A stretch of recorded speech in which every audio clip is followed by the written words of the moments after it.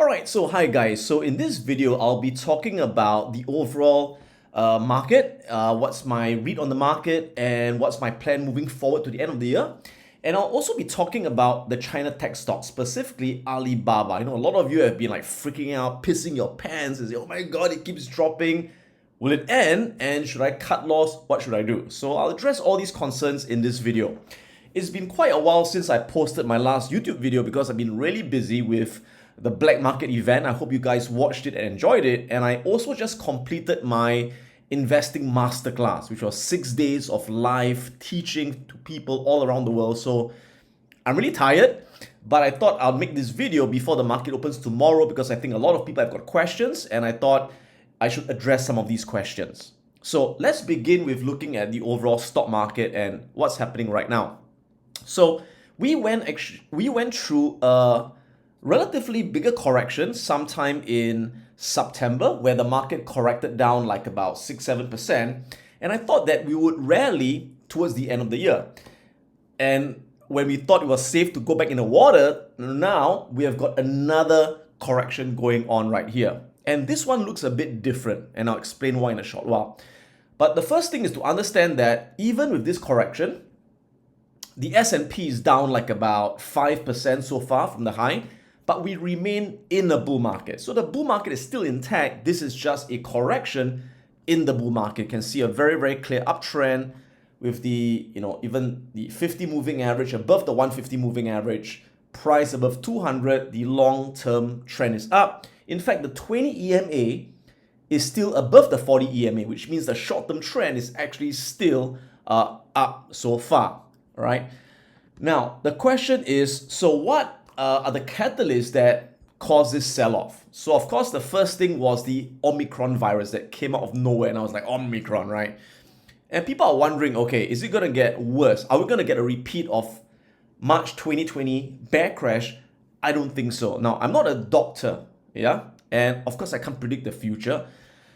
My guess is that Omicron, people are just overreacting to it. In fact, my guess, speaking with a lot of my doctor friends, is that it could actually be a blessing in disguise, Omicron, because Omicron could now become the dominant strain that overtakes Delta, right? And we know that Omicron is a lot more infectious. It's like 20 times more infectious than Delta. But the thing about viruses is this: the more infectious they are, the less lethal they are. It's just like that. Nature is fair, right? So if Omicron overtakes Delta as a dominant strain, and like everyone's getting it, and it's not that lethal, in a way, it could be a good thing, right? So I'm not too concerned about Omicron, and I think that most markets around the world and countries are hell-bent that, we can't lock down anymore, right? We can't go on like that. We got to open up. So I think it's a short-term thing, right? Now, the bigger thing that's pulling the markets down is a change in monetary policy. So you guys know, I've said this for a long time, that the Federal Reserve, right, they keep interest rates at zero and they're printing money like no tomorrow, and that's creating a lot of easy money. And because of the easy money, you find that stocks that are not making money, that are overpriced, are in a bubble. And I've said this, stocks are in a bubble, not all stocks, certain stocks in a bubble. And I mentioned this during this particular video. Go rewatch it so you know which stocks I'm talking about. Mainly a lot of the innovation, emerging tech stocks like Teladoc and Roku and Peloton, a lot of the so-called the ARK ETF stocks. And that's why I also created a video that be careful, because many of the stocks in ARK ETF, the stocks are not profitable, they're overpriced, and they are being fueled by all this easy money. Now, for a long time, the chairman of the Federal Reserve, Fed Chair Powell, he's been saying that inflation is really high, it's at 6%, but it's short-term, it's transitory, right? Inflation will come down, don't worry. But now he's saying that, I think inflation is not going to come down. I think inflation is going to stay very high. So people are now freaking out, right? But the good thing is he's saying inflation is really high, but we'll keep interest rates low, okay? But we're going to stop printing money. They're going to stop their asset purchase program. We call that tapering. So he initially decided to and the QE sometime in June next year, right? To stop buying as much treasury bonds and mortgage-backed securities. But now he's saying we have to accelerate the tapering. We've got to stop printing faster, and we're going to stop by March or April. So this is freaking out the markets. Because of this, it's saying that, hey, no more easy money. The party's over. No more alcohol, right? And that's why you see now, although the S&P is down 5%, but those emerging tech stocks that are overpriced, are unprofitable, are collapsing, right? Like your Zoom is zooming all the way down, right? That's why I said don't buy Zoom that time, it's overpriced, right? What's the other one? DocuSign, right? Peloton, and all these, they're all coming down. So these are the bubble stocks that are now bursting. Okay, and they're going down even harder than the overall market because, again, the easy money is now over. So moving forward, question is this a time to buy? All right? Yes, but provided my thing is, I've been buying, by the way, okay? But be careful. Buy companies that have positive free cash flow. Buy companies that are actually making money. Buy companies that are actually very profitable. Because this is an opportunity to grab these great businesses at good discounts. Like Visa's making money. MasterCard is making money. Meta, Facebook is making money. Amazon, they're making money, right? So this is a great opportunity to add shares of companies making money because they will continue to do well and they can pass on the higher inflation to customers because of their pricing power. But again, be careful of stocks that are still not profitable. Although the bubble has burst, they've come down 25-50%, but you never know, they could still go down a lot lower. And again, I'm referring to these stocks like Zoom and Roku and Neo that are not profitable. These are the very, very speculative stocks. So be careful about that. Again, I can't predict the future. They could rebound, you never know, but what I'm saying is from a fundamental perspective, right? Now, having said that, do I think that the market is going to go lower or is it going to bounce up from here? Again, no one can predict the future. We can't predict. We can only guess, right? So my guess is that we could bounce from here. Or we could go down a bit more, but my belief is that we should have a strong rally towards the end of the year. All right. It's quite common to have this year-end rally. So I think we're setting up for this year-end rally. And we could bounce near here or even here for a few reasons. Number one, the uptrend remains intact. Okay. Number two, if you look at the charts, now this was the previous swing high.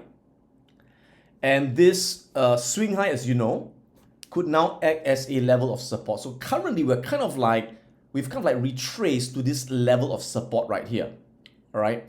Now, so far during the year, the 50 moving average has acted as a support and the 100 has also acted as a pretty strong support. So right now, it is kind of like finding support at the 50 moving average, the 100 moving average, and a horizontal support. So it may have a chance of holding there, right, and bouncing up. Again, no guarantee, it could still go down. But since we can't pick the bottom, I always say as investors, we buy in tranches. So I've been nibbling at Visa, nibbling at MasterCard, nibbling at some of these good companies, Salesforce, I'm nibbling. And if it goes lower, I will add more, right? Because in investing, we average in our positions. Because these are good companies that would rebound eventually. Remember, there are two kinds of companies, rubber balls and falling knives. Rubber ball companies are great companies making money. You throw the ball down, they will bounce up eventually. Falling knife companies not making money, not profitable, drop, may not come back. All right? So bouncing balls are fine. The other reason why I think we may bounce is because of the fear and greed indicator.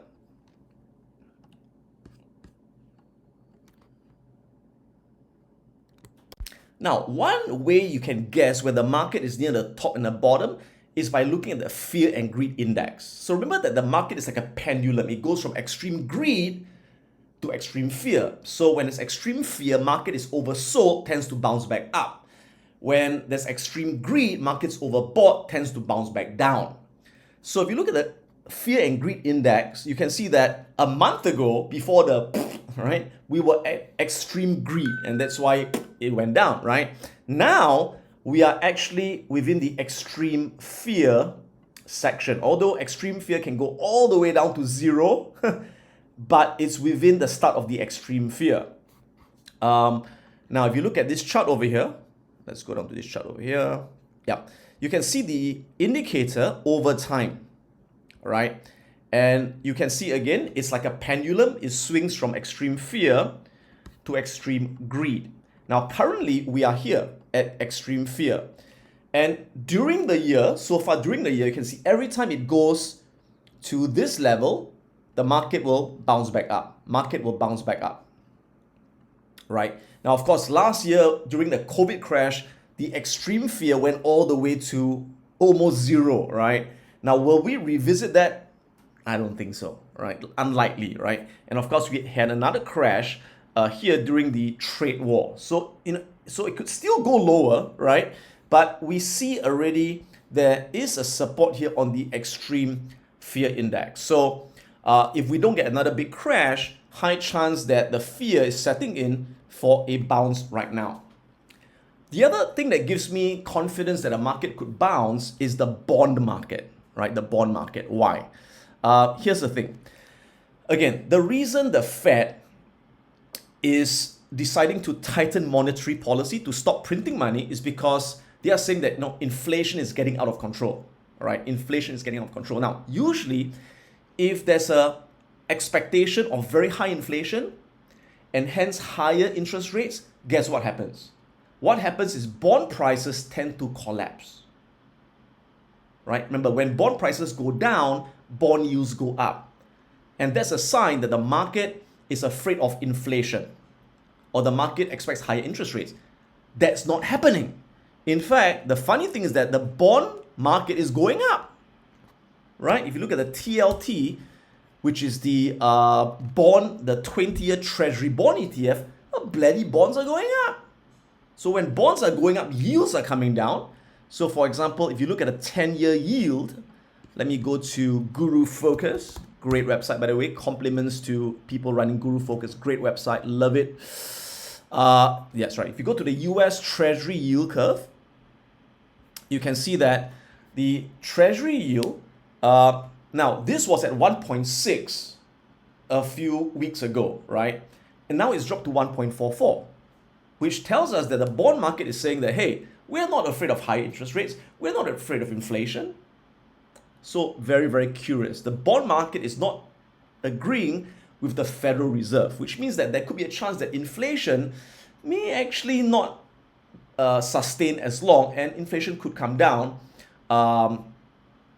faster than we expect, right? So that's my macro picture. That's my view on the US market. So basically what I'm saying is I think that we should rally towards the end of the year. We remain on an uptrend, and I'm taking this opportunity to continue adding shares of good companies that are undervalued, good free cash flow, and as usual, I'm avoiding the overpriced, hyped up ones because those could be falling knives. Okay, next, let's talk about everyone's favorite stock, Alibaba and the 40 thieves stealing my money. No, I'm just kidding. Okay, so Alibaba, right? So what's happening? People are pissing their pants, they're freaking out, it's like free falling. What's happening? Okay, now you guys recall that my last video on Alibaba, what did I say? I said the end is near. I was right, the end is near. No. Okay, so this video was on the 24th of August, and at that time, yep, I believe that the price was near the bottom, right? I believe that. And, well, it wasn't. Yeah, so what's happened since 24th of August? Since the 24th of August, somewhere here, right, it's all the way down, right? So from $160, it's now at $111. So the question is, was I wrong? Was I wrong on this stock? Did I make a mistake? The answer is yes and no. All right. So first, I would say that I was not wrong on the business. It's still a great business. It's a great business that's still growing. In fact, I'll go through the financial results in a while. They just released their financial results, and the media spin it like it was terrible, right? They missed revenue, they missed profits down by 60%. It's a lousy business. No, it's a great business. They did okay. I think they did okay, and I'll go through the numbers in a while. So I'm not wrong about the business. It's a great business. Was I wrong on the stock price bottoming? Of course. right? I was wrong, right? It's gone lower, right? And so I want you to really understand the psychology of a professional investor, okay? That there'll be times when you get your reads wrong, okay? And that really goes to show you guys, no matter how good an investor you are or how good a trader you are, you can't predict short-term price movements all the time. All right. So there are times I'm going to be right. There are times I'm going to be wrong. This is one time I'm wrong. And the thing is, you can't predict. You can't predict where it's going to go, right? It could have rebounded up. It could have gone down. No one can predict. So the question would be, what do you do now as an investor? Now, again, investing and trading is different. If you are trading Alibaba, okay, with leverage and all that, you should have cut loss long ago. Because in trading, you enter, you got a stop loss, hits your stop loss, get out, that's it. Okay, very simple. But for investing, should you hold on? Okay, now for investing, the decision to buy and sell has nothing to do with the short-term price movements.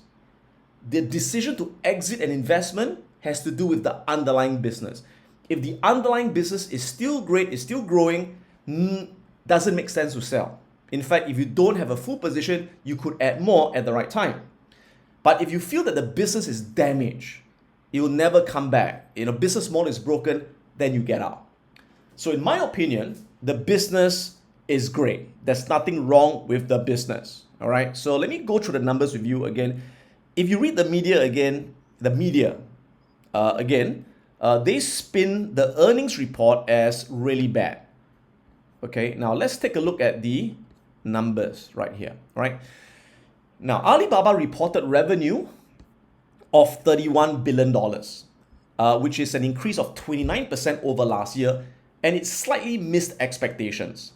Okay, but let me ask you this: a company growing at 29% revenue, isn't that a great business? No, despite the regulations, the fines, China's economy slowing down, the Evergrande property crisis, and this guy grows at 29%. Hey, it's pretty good. Right? But I say, but profit fell 39% to 4.4 billion. Yeah, but it's making money. Not like Teladoc losing money, not like Neo losing money. This guy's making money. Made $4 billion, right? But here's the thing. Why did the net profit drop 39%? The profit decline, right? The earnings decline and the miss was not because of poor business performance. No. It was because the company decided to make heavy investments into its business subsidiaries, into new businesses.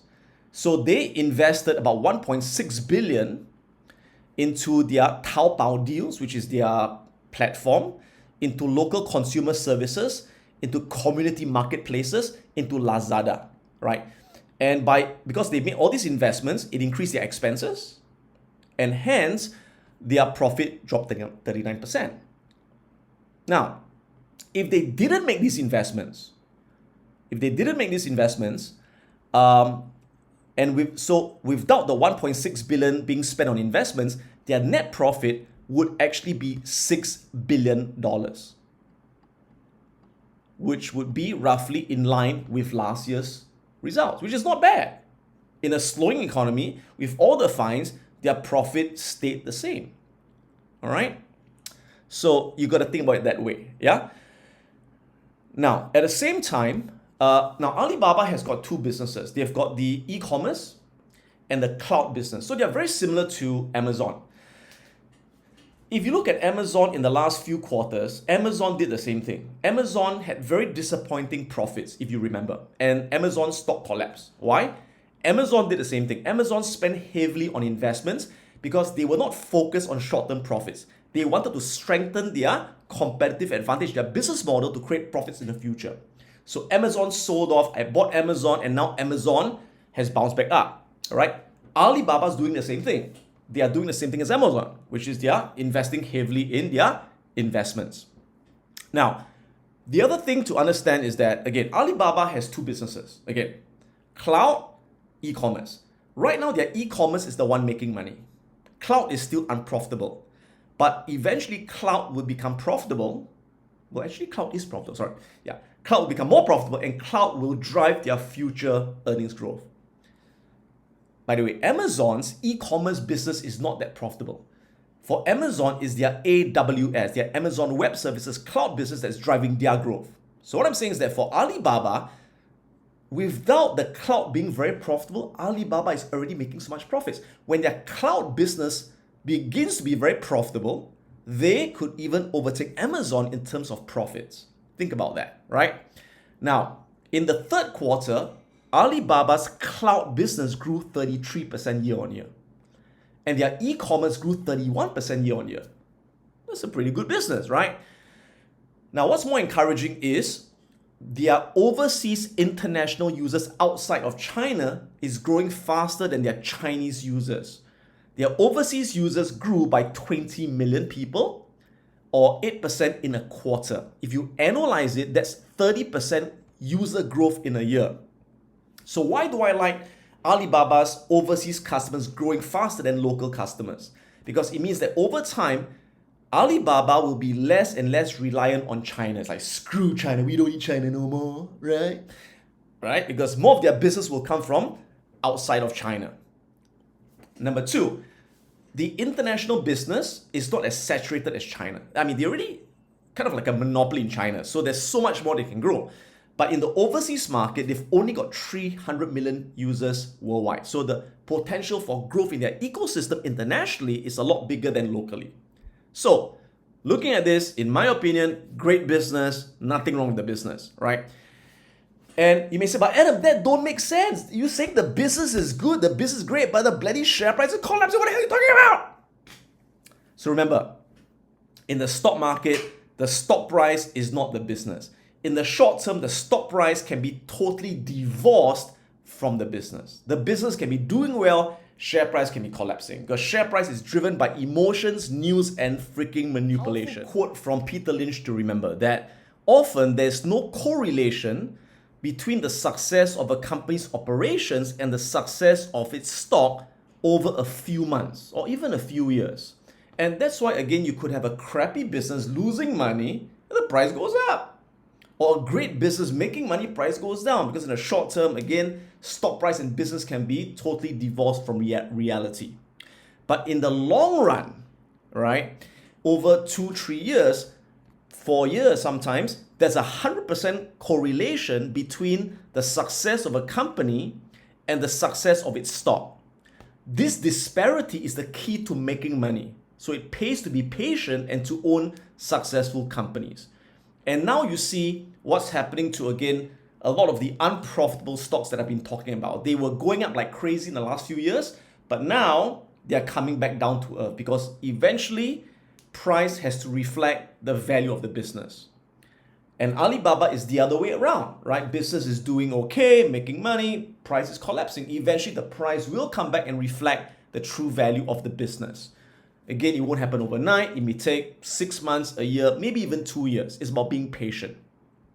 And it's like what Warren Buffett says, unless you can watch your stock holding decline by 50% without panicking, you should not be in a stock market. So if you are an investor, you gotta be a man, do the right thing. If you believe in a business, you hold. Really very simple. Now, if you are wondering whether this is unique to Alibaba, like is it only Chinese companies this happens? No. I've been in the markets for 30 years and I've seen this happen time and time again where great businesses and their stock price is completely different, but eventually they will always go back to the price will always reflect the business. And that's how I've made a lot of money in the past buying AIG, buying Bank of America, and Buffett did it with the Washington Post where he bought it 80% undervalued. This happens all the time. It's nothing new. It's just now that it's happening to Alibaba, right? Now, so how is this affecting me as an investor? Let's get real, you see. But Adam, aren't you kind of like showing losses, right, in the portfolio? Well, not really. Why? Because of diversification. So if you look at my portfolio, for example, you can see that Alibaba was about 5% of my portfolio. So one of my rules I teach my students, never allocate more than 5% of your money to any one company. No matter how great it is, even if it's your grandfather's company, do not allocate more than 5%. That is a rule, all right? So For Alibaba, I had a bit above. Now, for Alibaba, I initially bought 5% and initially it went up, right? So I was like up 6-7% initially. Then it's dropped, and you can see now Alibaba, I own the Hong Kong stock 9988, and you can see that Alibaba now only makes up 3.4% of my portfolio. So with proper diversification, it doesn't bother me if Alibaba drops by another 50% to $50. I mean, who cares, right? Because at the very most, I'm down another 1.5% temporarily. Again, this is not a real loss because it is just the market quotation. Eventually, when it rebounds back, it'll go back to normal and I'll be making a lot of money again, right? So diversification is very important. And I know that some of you have over allocated to one stock. You may be 50% into Alibaba or 80% into Alibaba. And if that's happening to you, yeah, you could be freaking out, right? So what I told some of my students is that if you are over allocated to one stock, then if I were you, I would sell. I would sell, right? I would sell the over allocation and take that money and redeploy to other companies just as great and also very undervalued. And there are many of them around right now, whether it's Tencent or the Chinese ETF or Visa or there are many others, right? So that's the only reason I would sell if I'm over allocated, right? Now, the good news is, although you see that my long holding on Alibaba is down temporarily, but I've actually been making money on Alibaba by shorting Alibaba. So those of you who are in my options chat group, the Iron Striker chat group, I've been posting my trades where I've been buying bear put option spreads and I've been making money as Alibaba has been collapsing. So the profits I make from shorting Baba, I use them to then add to my investment portfolio. Now, some of you may say, Adam, can I still short Alibaba now? Now you say it's a good business, right? But it could still go down. It could still go down short term. So how do we make money as Baba goes down in the short term, but still holding the shares for the long term? I'm going to show you a technique of how to short Baba in a safe way. And this technique was actually invented by my partner Bang Pham Van, who is a freaking options genius. I mean, this guy's a grandmaster of options. And so he created a strategy, he taught it to me. So if you want, I can teach it to you. So ready to learn the strategy? Oops, sorry, we ran out of time. Okay, so I'm just kidding. I will teach it to you, but in the next video, right? So if you want me to make the next video really quickly, like this video. If I get enough likes, I'll create the next video really quickly to show you how to short Alibaba in a safe way. So in other words, you can still hold the shares. Temporarily it's going down. It sucks, right? But at the same time, you short Baba and make money as it goes down. So when it goes down, you can feel happy at the same time, right? So like this video and I'll make that new video as soon as possible. And I'll see you in the next video. If you want to catch my latest videos, click on the subscribe button right now. Click on the bell so you get instant notifications once I upload my latest video. If you want to check out my online courses, go to piranhaprofits.com. We're going to learn how to invest and how to trade the financial markets and create an income from all around the world. If you want to join my live Wealth Academy program, go on to wealthacademyglobal.com and find out more about how you can learn investing and trading live online. This is Adam Khoo, and may the markets be with you.